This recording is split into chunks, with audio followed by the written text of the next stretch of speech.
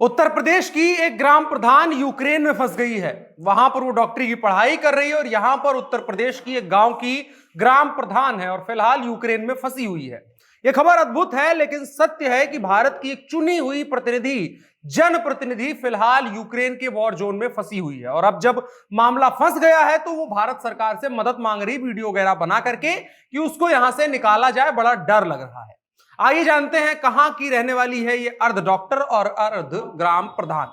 नमस्कार, मेरा नाम है अनुराग मिश्रा और आप देख रहे हैं जनता जंक्शन। मेरा नाम लालमोहन कुमार हुआ और हनुमान में लैब टेक्नीशियन के पद पर हूँ। और मैंने जब से यहाँ ज्वाइन किया लगभग ये चौथा पाँचवा महीना है। और मैंने कोविड से शुरू किया कि लॉकडाउन था तो नाश्ता सुबह से जो शाम तक निकलते थे, बीच में कुछ मिलता नहीं था तो नाश्ता भी लोग करा देते कि ना आप नाश्ता पहले कीजिए उसके बाद कलेक्शन लीजिएगा। हनुमान जो लॉन्च किया था उस समय उन्होंने बहुत ये किया कि नहीं, बहुत अच्छे समय पर आप लोग ये किए हैं और बहुत अच्छा रिस्पॉन्स मिल रहा है। उत्तर प्रदेश में एक जिला है हरदोई, वहां का एक ब्लॉक है सांडी और एक गांव है तेरापुर सेली। वहां की ग्राम प्रधान है वैशाली यादव, जो पिछले साल हुए प्रधानी के चुनाव को जीती हैं। और इनके पिताजी सांडी ब्लॉक के पूर्व ब्लॉक प्रमुख भी हैं, यानी रसूखदार आदमी हैं। और इसीलिए उन्होंने ऐसा जुगाड़ बनाया कि इंडिया से लेकर के यूक्रेन तक भारतीय लोकतंत्र को स्थापित कर दिया।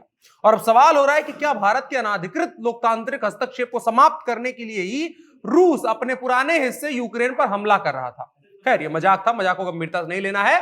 अब सवाल ये उठ रहा है कि यह सब कुछ हुआ कैसे। तो 8 महीने पहले ये लड़की वैशाली यादव यूक्रेन से अपने घर आई थी जब कोरोना वाला माहौल चल रहा था। इसी दौरान उत्तर प्रदेश में पंचायती चुनाव पड़ते हैं और क्योंकि पिताजी पूर्व ब्लॉक प्रमुख हैं और वो सत्ता अपने पास रखना चाहते थे गांव की, और सीट आरक्षित थी, तो उन्होंने अपनी एमबीबीएस की पढ़ाई कर रही बेटी को चुनाव लड़वा दिया। कहा जीत जाएगी फिर देख लेंगे। इसके बाद वैशाली यादव चुनाव लड़ती हैं। बड़ी हवा बनती है कि विदेश से डॉक्टरी की पढ़ाई छोड़ करके लड़की आई है ताकि गांव की सेवा कर सके, गांव को बेहतर बनाया जा सके। और गांव वाले इस लालच में आकर के गांव का प्रधान भी बना देते हैं और वो गांव की प्रधान बन जाती है। लेकिन अब जब रूस और यूक्रेन के बीच मामला गड़बड़ हो गया है, उसके बाद वैशाली यादव का एक वीडियो आया है जिसके मुताबिक वो बता रही हैं कि वो अपने घर आने के लिए, यानी हिंदुस्तान, अपनी ग्राम सभा आने के लिए फ्लाइट का टिकट करवा चुकी थी। लेकिन फिर एयर स्पेस बंद हो गया, धमाके हो गए एयरपोर्ट के आसपास, जिसकी वजह से वो लोग फंस गए हैं। अब इनको बचा करके निकाला जाए।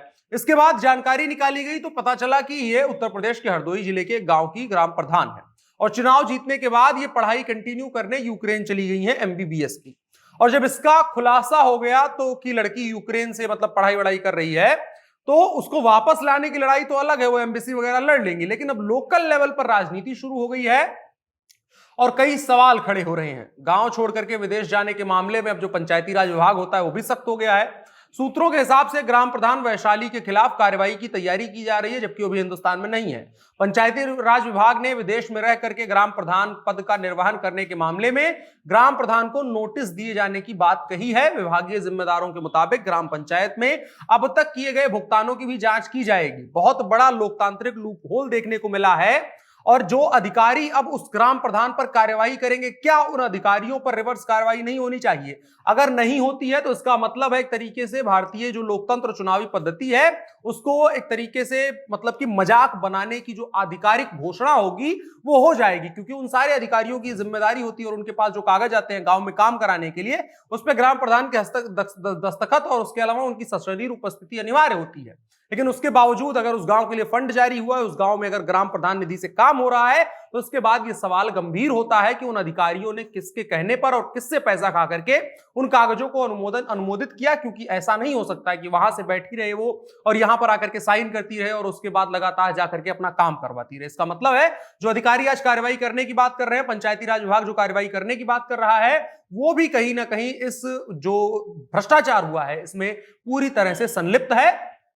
उसके साथ पूरी संवेदनाएं हैं कि वो यूक्रेन में फंसी हुई है और एक ऐसी स्थिति बनी हुई है जिसके बाद खतरा बढ़ता जा रहा है। लेकिन उसके साथ साथ ये सवाल भी गंभीर है कि भारतीय लोकतंत्र का इस तरीके से रसूखदार लोग, जिसका पिता पूर्व ब्लॉक प्रमुख है, तो हनक के जरिए एक तरीके से भारतीय लोकतंत्र का मजाक उड़ा रहे हैं। इसमें राज्य सरकार के साथ साथ बाकी जो विभाग जिम्मेदार हैं उनको कार्रवाई करनी चाहिए।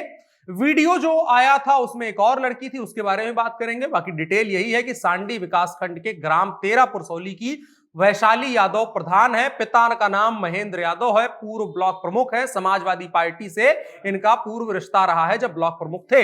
उन्होंने बताया कि उनकी लड़की यूक्रेन में एमबीबीएस की पढ़ाई कर रही है। यूक्रेन में 3 साल का एमबीबीएस का कोर्स है और उसका आखिरी सेमेस्टर चल रहा है।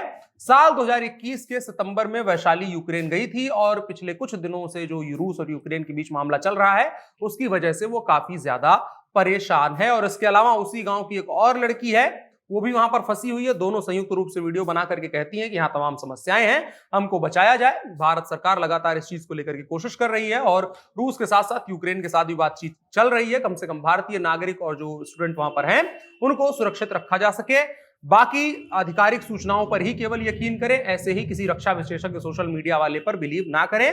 इसीलिए हम भी कुछ ज्यादा ज्ञान दे नहीं रहे हैं। वीडियो को साझा करिएगा और बताइएगा कि एक ग्राम प्रधान कैसे एक डिक्टेटर की तरह यूक्रेन से बैठ करके अपनी ग्राम सभा को चला रही है और बाकायदा 1 साल के तकरीबन से वो ग्राम सभा उसी इशारे पर चल भी रही है। मेरा नाम अनुराग मिश्रा है, आप जनता जंक्शन देख रहे थे। कैमरे पर मेरे साथ ओम प्रकाश थे।